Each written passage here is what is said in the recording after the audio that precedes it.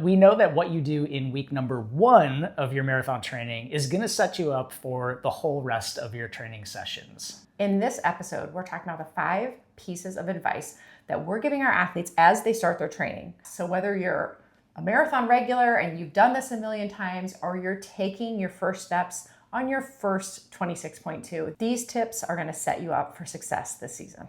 All right, number 1, start practicing your nutrition week 1.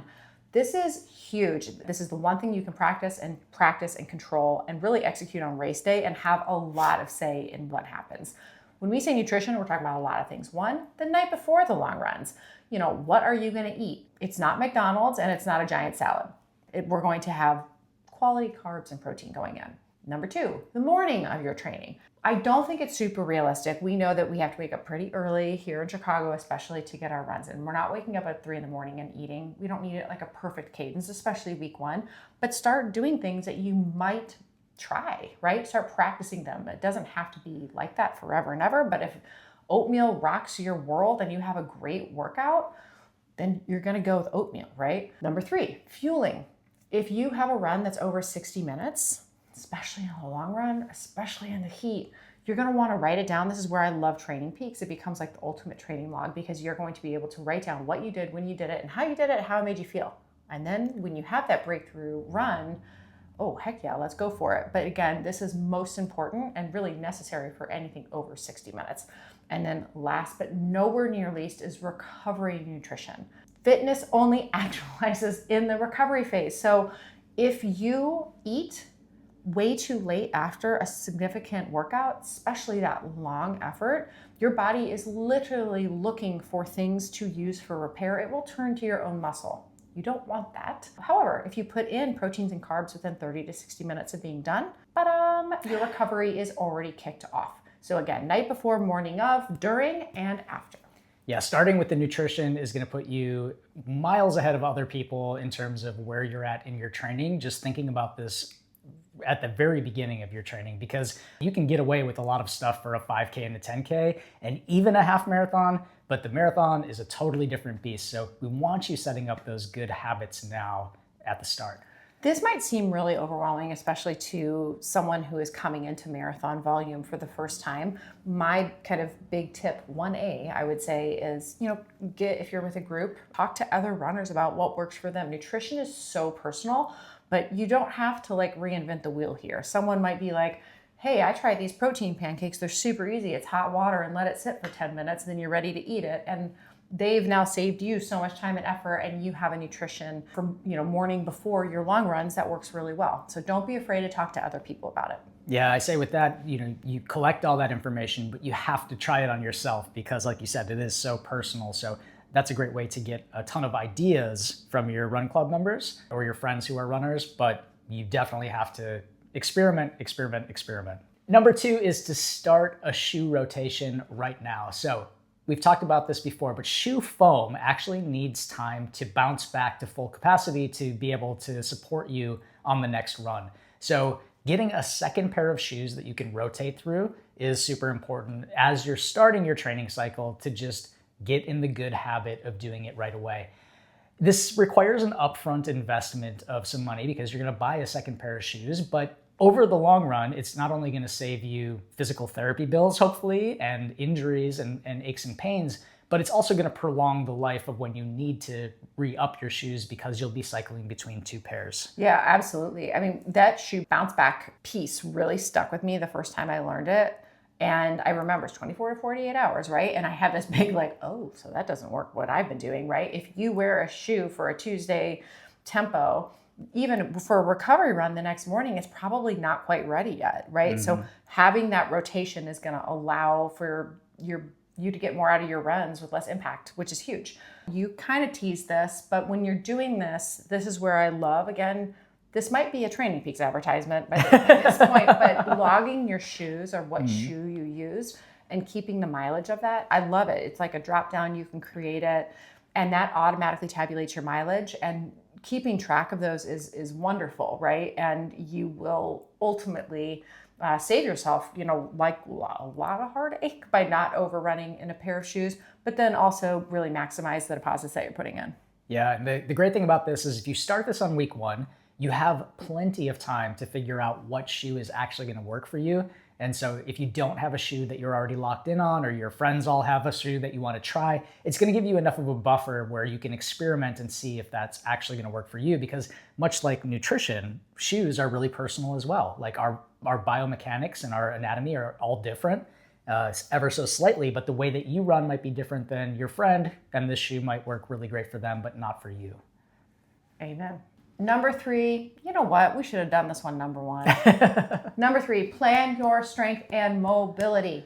We cannot say this enough. When you do a cardiovascular exercise, your musculoskeletal system is secondary in its adaptations to your cardiopulmonary system.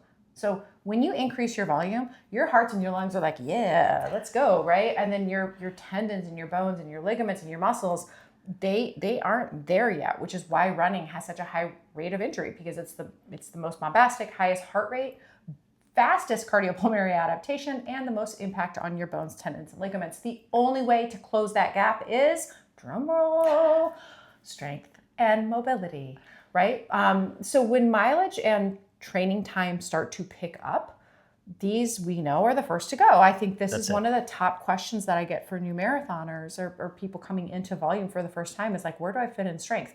We have entire episodes on where to fit in strength, right? Creatively, it doesn't have to be a standalone session. Doing this week 1, it's all about routines. And it's only for most programs 18 weeks, right? This is not like a forever thing. But consider how you are going to be most likely to be able to accomplish this. Consider taking a class. This is the biggest way that people get it done, is to group up with others, especially if it's others in their run club. If you have money on the line, you're a lot more likely to do it. We just know that. Like you are going to put more effort into making it and making it worth your while. But making this part of your routine from the beginning is massive. Most athletes don't have a coach like checking their training weeks, making sure that it's getting done and it's the first to go. And we promise you, our job as coaches is to get you to move when you're 80 and feel really, really good. This number 3, the strength and mobility during a marathon training cycle, is the number 1 way you do that. Well, a lot of what we're talking about is about routines today, right? So, I mean, essentially, this is why we're telling you this week 1 to set yourself up for success for the next 16, 18, 20 weeks is establishing these routines. And along with that is establishing a good dynamic warm-up routine. And I feel like this is the thing that many runners skip or neglect.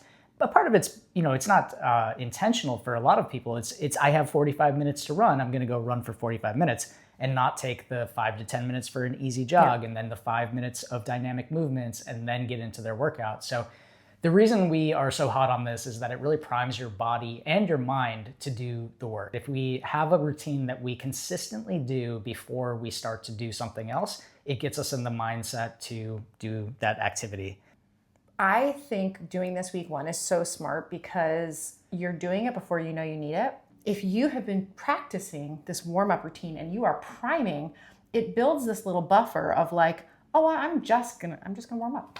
Right? And by the time you're done with the warm-up, you're like, okay, I'm ready. So it takes that sting and that anticipation away from something that's potentially really, really hard.